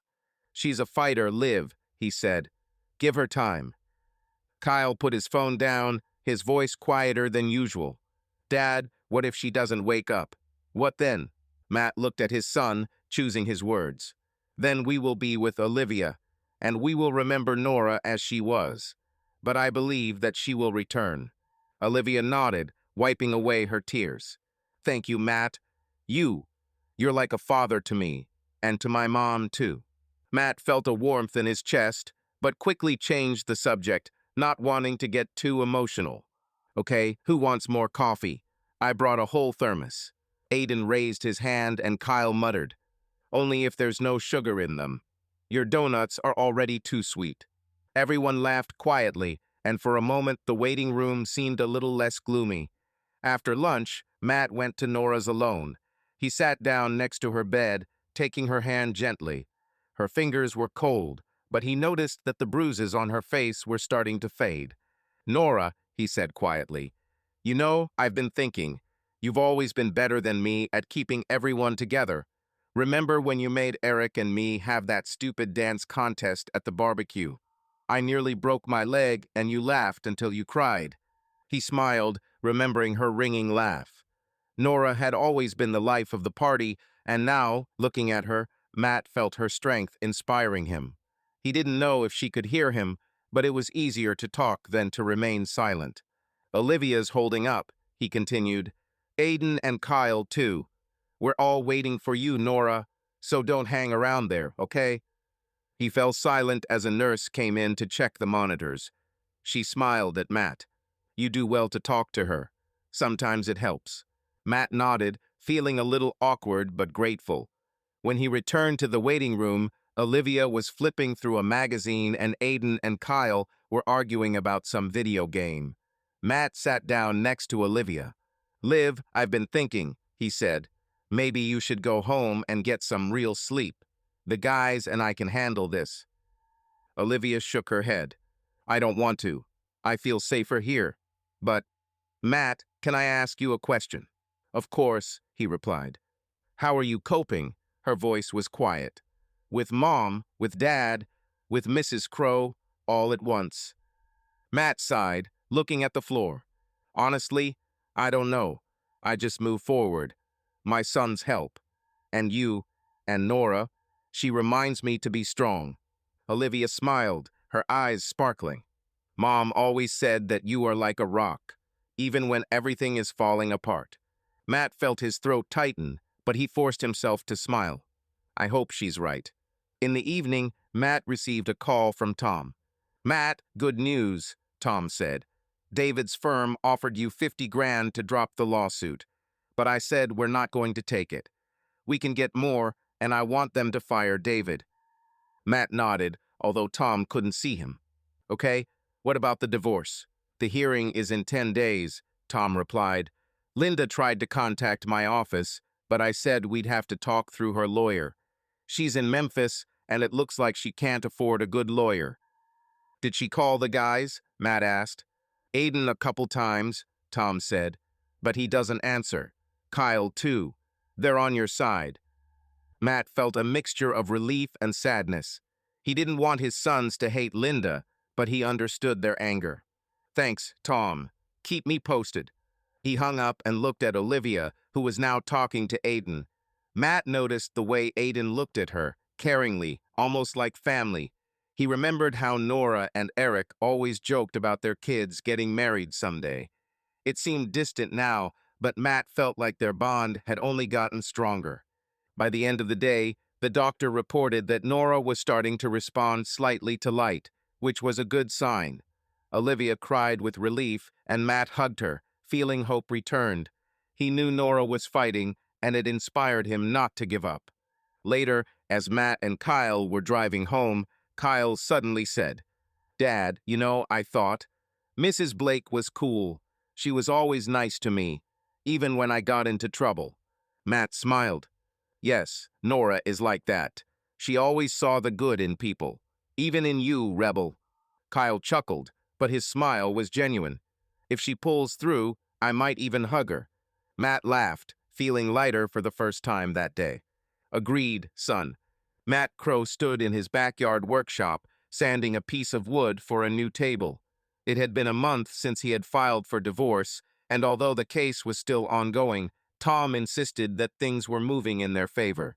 Linda, suspended from her job and living with her sister in Memphis, had stopped calling her sons after Aiden and Kyle made it clear they didn't want to talk to her. David Reynolds, without the reputation and support of his firm, was wallowing in debt, and his divorce from his wife was making things worse. Matt felt satisfied, but not happy too much pain remained from Linda's betrayal and Eric's death. He put down the sandpaper and wiped the sweat from his brow. The workshop he had set up after selling his construction company had become his sanctuary. Crow Construction had been his pride and joy, but after everything that had happened, Matt decided it was time for a change. He sold the business for a good sum and invested the money in a small custom furniture workshop. Working with wood was calming, giving him a sense of control that he had been missing in recent weeks.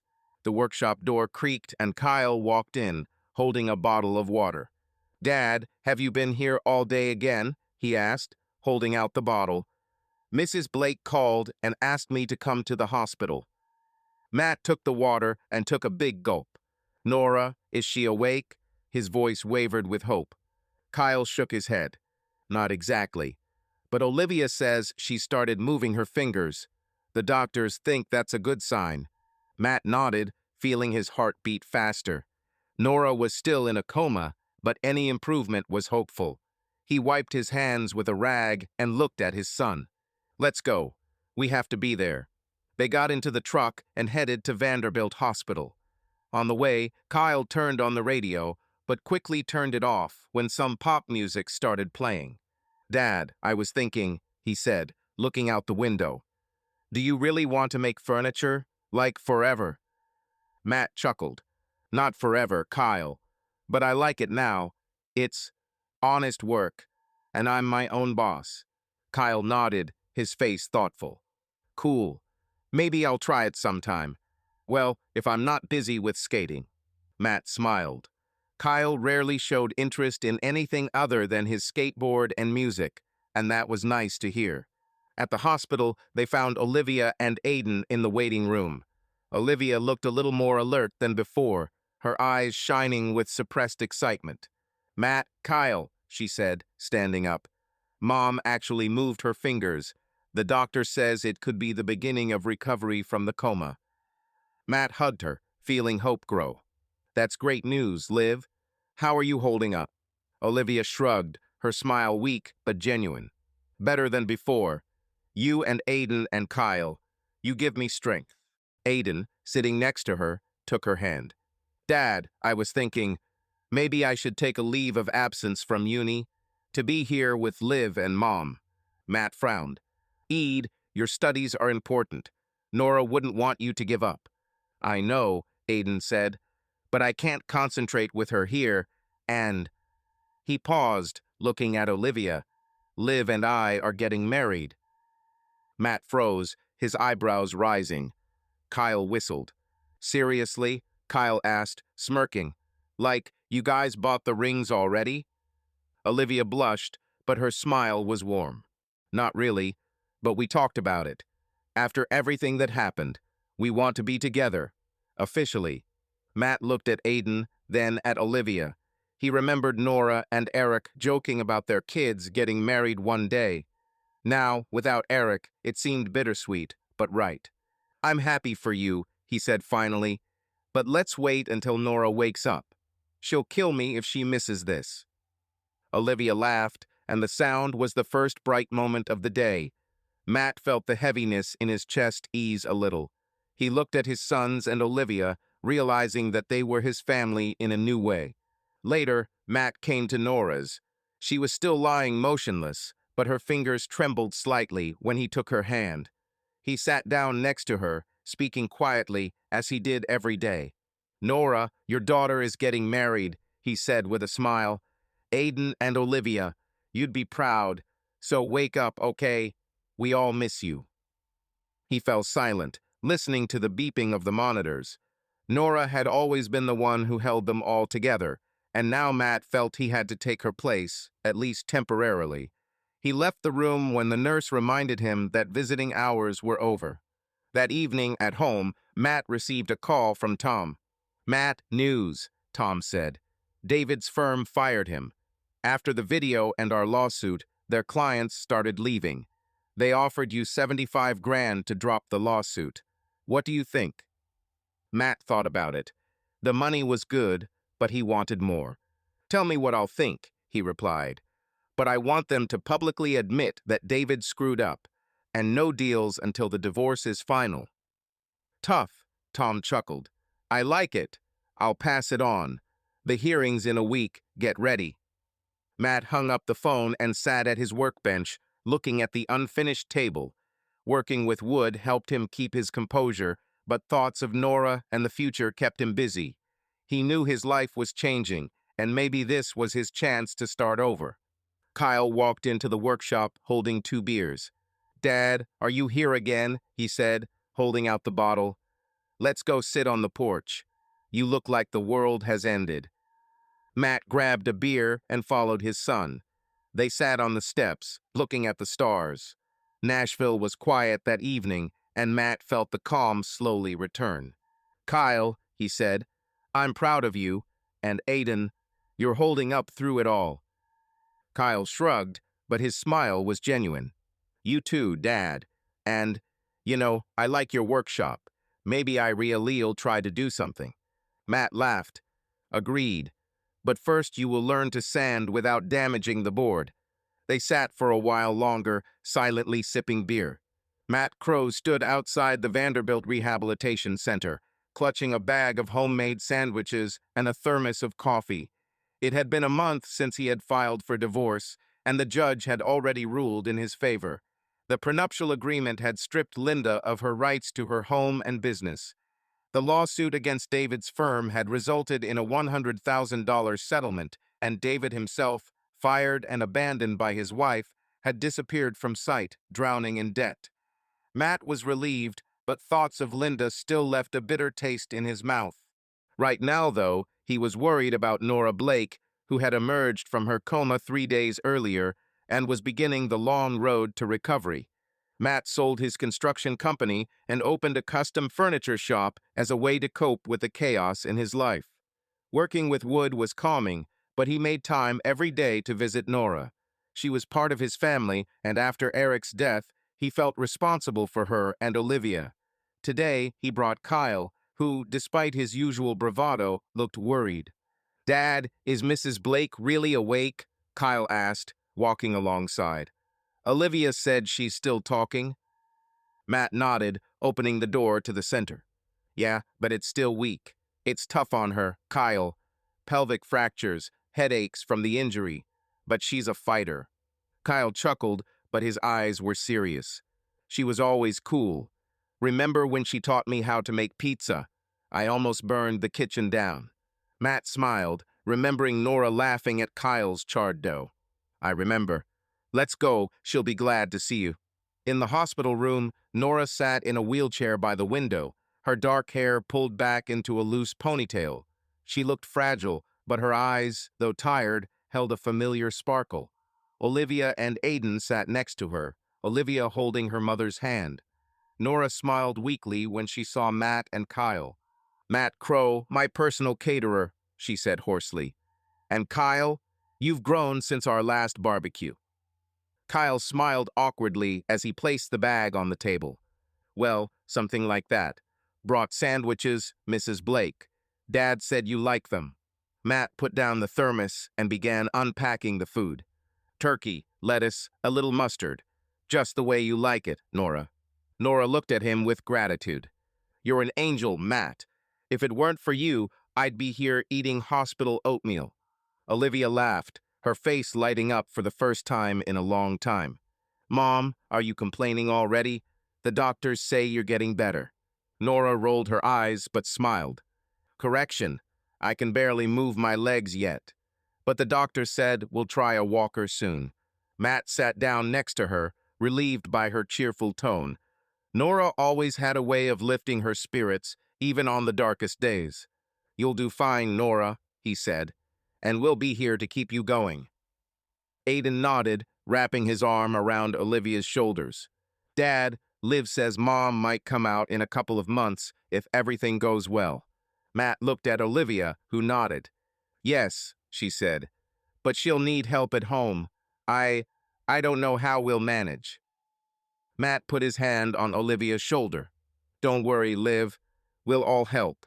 You're not alone." Kyle, who had been silent until then, suddenly said, "I can stop by after school. Bring food or help with chores, if needed." Nora looked at Kyle, her eyes warming. "Kyle, you're a sweetheart, but don't you dare skip class for me." Kyle smirked. "No chance, Mrs. Blake. I'm already on the verge of elimination." Everyone laughed, and for a moment the room felt warm. Matt looked at Nora, feeling her strength inspire him. She had lost her husband, almost lost her life, but she still joked and held everyone together. He knew he had to be the same for her and the boys. After lunch, Matt helped Nora with the exercises the physical therapist had shown her. He held her arm as she tried to put her weight on her legs. She gritted her teeth against the pain, but she didn't stop. "Damn, Matt, it's like learning to walk again," she muttered. "You can do it," he said, holding her tighter. "Remember how you taught me to dance at that barbecue? I was worse than you are now." Nora laughed, but then winced. "Don't make me laugh, Crow. It hurts." Matt smiled, helping her back into the chair. When Olivia and Aiden left to talk to the doctor and Kyle went out to skateboard, Matt stayed with Nora. She looked at him, her face growing serious. "Matt, I heard about Linda," she said quietly. "Olivia told me. I'm so sorry." Matt shrugged, trying not to show how much the subject still burned. "It's in the past, Nora. The divorce is almost final. She's in Memphis, and the sons won't talk to her." Nora nodded, her eyes full of sympathy. You don't deserve this. But you hold on. For the boys, for Olivia, for me. Matt looked at her, feeling warmth from her words. You would do the same, Nora. We've always been a family. She squeezed his hand, her fingers weak but warm. Yes, Matt. Family. By evening, Matt received a text from Tom. Court tomorrow. Linda didn't show up. Her lawyer is asking for a delay. We'll get them. Matt showed the text to Kyle, who grinned. Looks like Mom and her idiot lost, he said. Matt nodded, but his thoughts were with Nora. Her struggle reminded him that life went on, even after the pain. Matt Crow stood outside a banquet hall in suburban Nashville, adjusting his tie, which felt like a noose. Aiden and Olivia's wedding had been small but warm, with fairy lights hanging on the trees and a long table laden with homemade food. Matt watched as Aiden, dressed in a suit, laughed with Olivia, whose white dress shone in the light of the setting sun. A year ago, he couldn't have imagined this day. His divorce from Linda finalized, his furniture shop thriving, and Nora sitting in a wheelchair next to him, slowly but surely coming back from a coma. Matt felt proud of his sons and Olivia, but the shadow of the past still loomed at the edge of his consciousness. Kyle, wearing an unusually neat shirt, approached with a bottle of beer. Dad, why are you so serious? He asked, grinning. Aiden got married, and you act like you're at a funeral. Matt smiled as he accepted the beer. I'm just thinking, Kyle. A year ago, things were different. Kyle nodded, his face becoming thoughtful. Yeah, Mom ruined everything then. I heard she's in Memphis, working at some diner. Doesn't call anymore. Matt shrugged.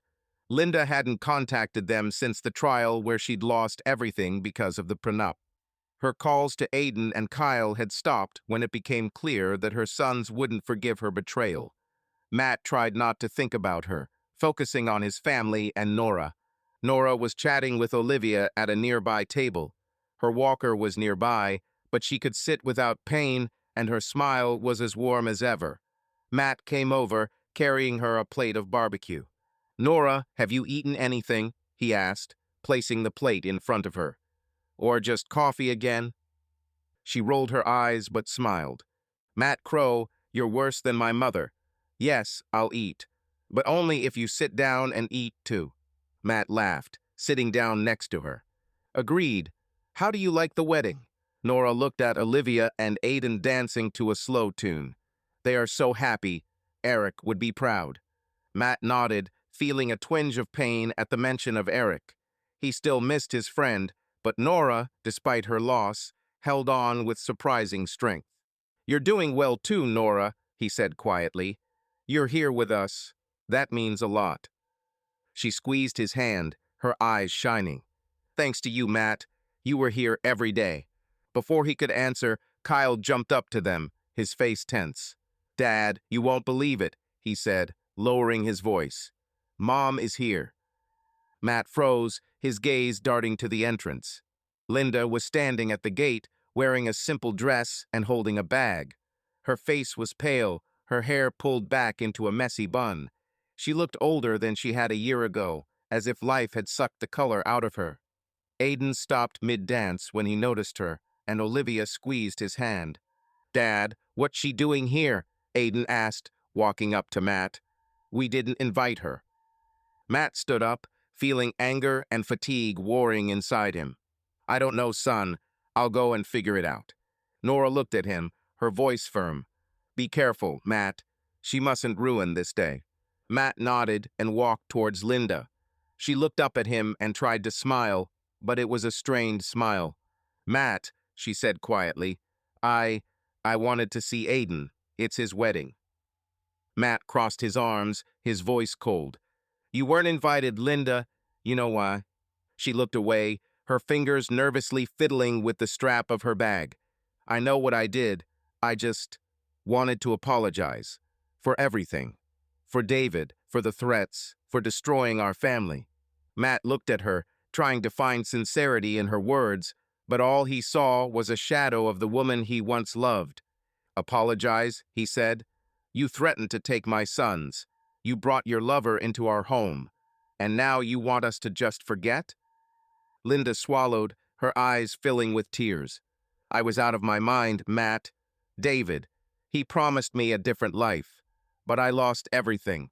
My job, you, myself. Aiden walked over, his face stone-faced. Mom, why did you come? He asked.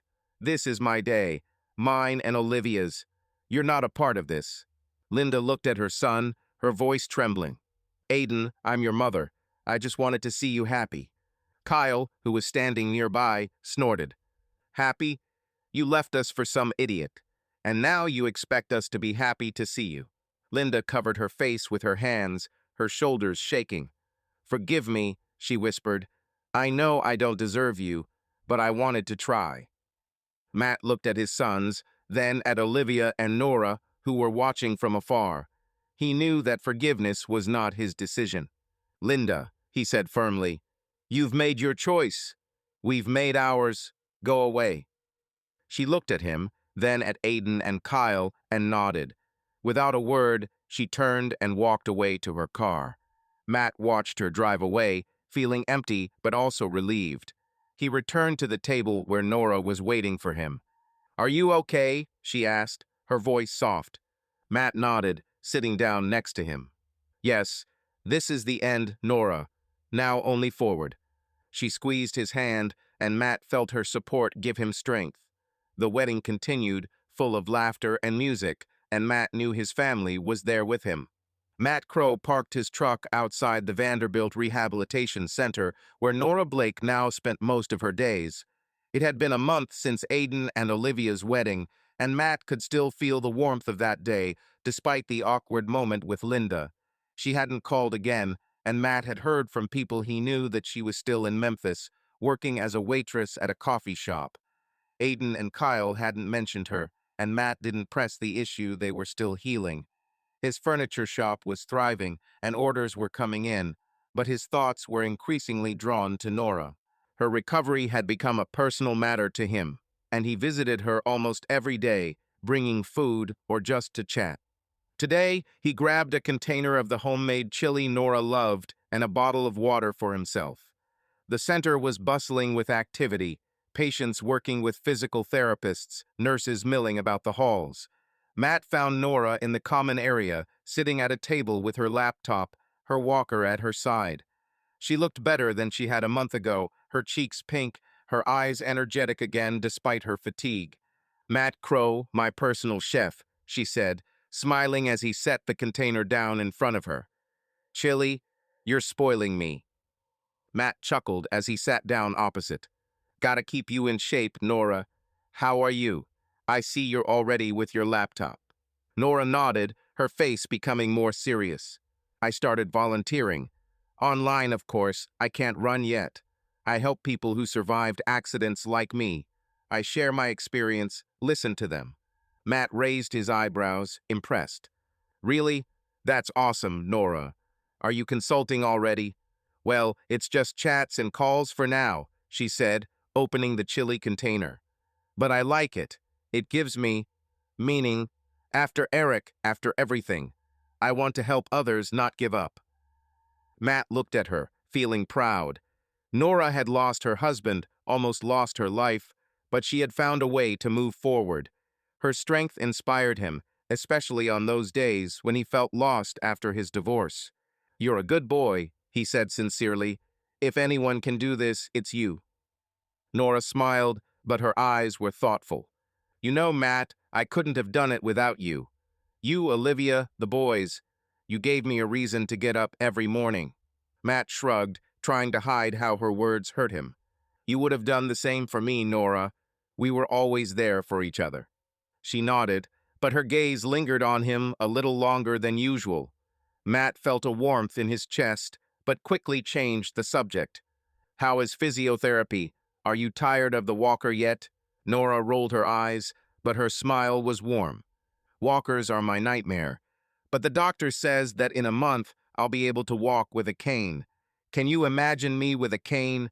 I'll be like an old lady from a comedy. Matt laughed.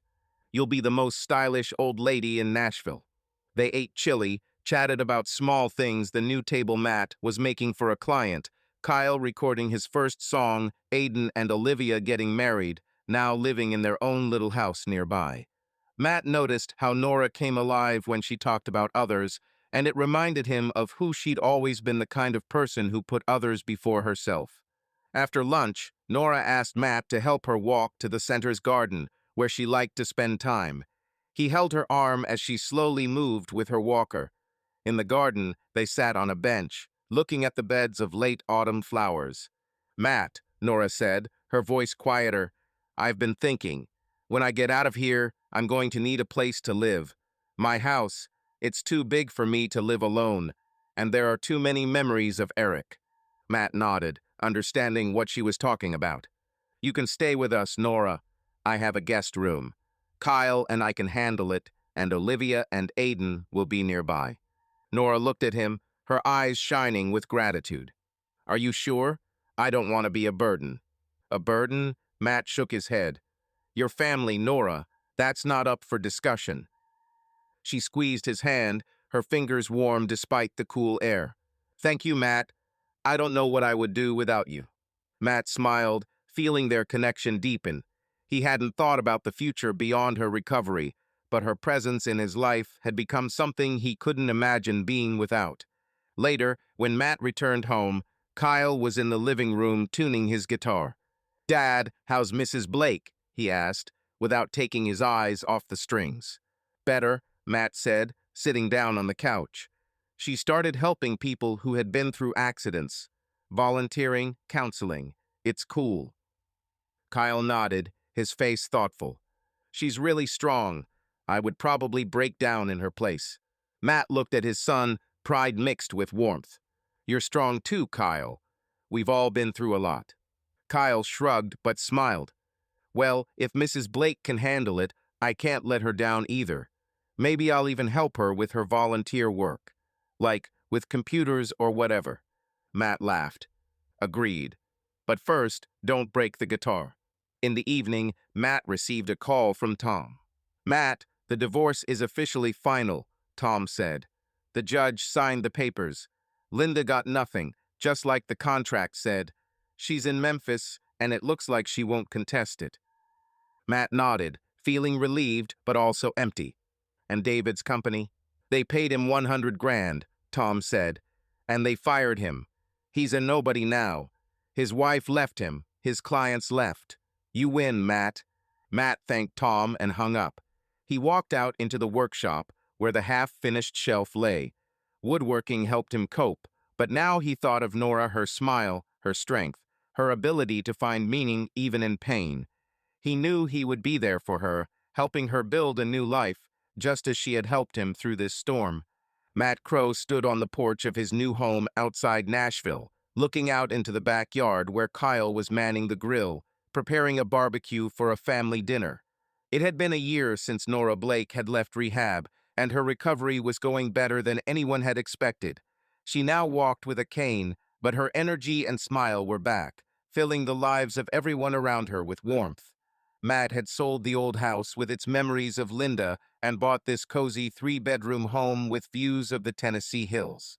Nora was living with him and Kyle while her own home was rented out, and their life together had become more than just friendship. Aiden and Olivia, now married, lived a few miles away but visited almost every week. Today was one of those days, a family dinner, the first time they had all been together in a long time. Matt felt like his furniture shop, bringing in a steady income, and this new life with Nora and the boys were giving him a peace he hadn't known since Linda had ruined their marriage. Nora stepped out onto the porch, leaning on her cane, her dark hair glistening in the sunset.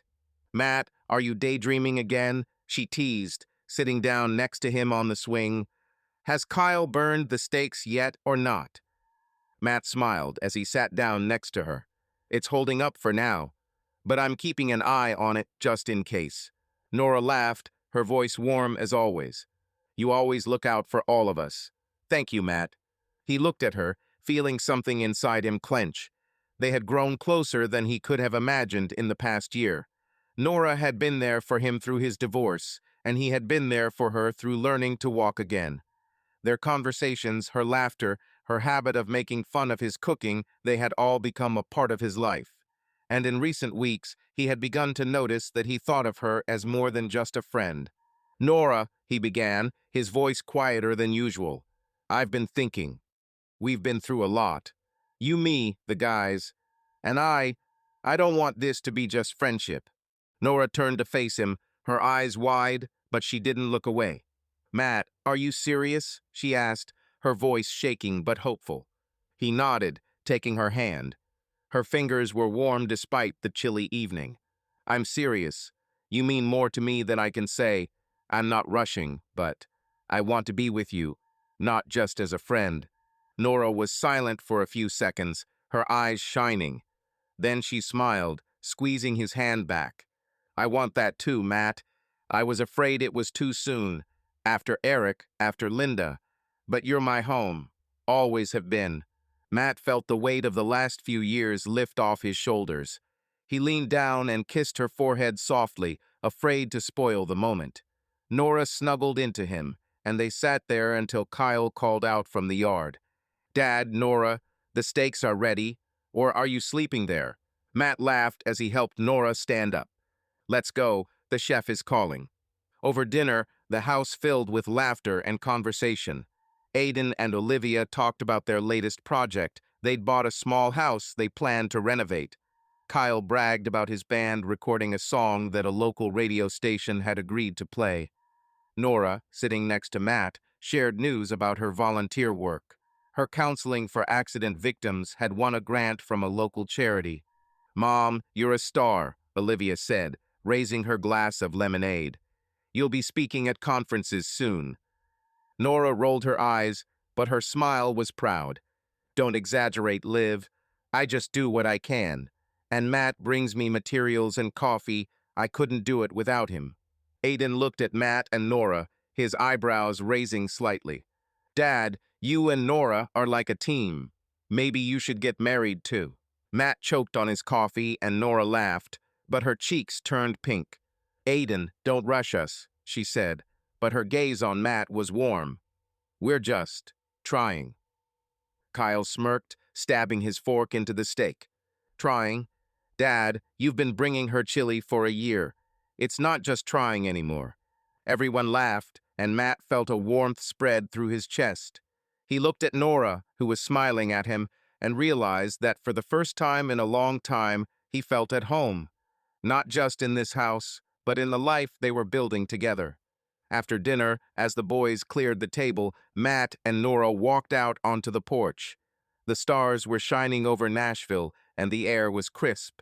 Nora leaned against the railing, her cane at her side. "Matt," she said quietly, "I didn't think I'd be happy again. After Eric, I was afraid I'd be alone. But you guys, you're my family." Matt took her hand, his voice soft. "You will never be alone, Nora. I am here. We are all here." She nodded, her eyes shining with tears, but her smile was genuine. "I know, and I want it to be more than friendship. But let's not rush, okay?" Matt smiled, squeezing her hand. "Agreed. We have time." They returned to the house, where Kyle and Aiden were arguing over whose steak was better, and Olivia was laughing as she took pictures of them. Matt watched the scene, feeling his life, despite all the losses, take on new meaning. Nora, sitting next to him, put her hand on his shoulder, and he knew that their future was together, whatever that might be. Subscribe to our channel so that your love doesn't cheat on you, and go ahead and listen to the next story, because this story is nothing compared to the next one. If you're under 18, don't even think click to the next one.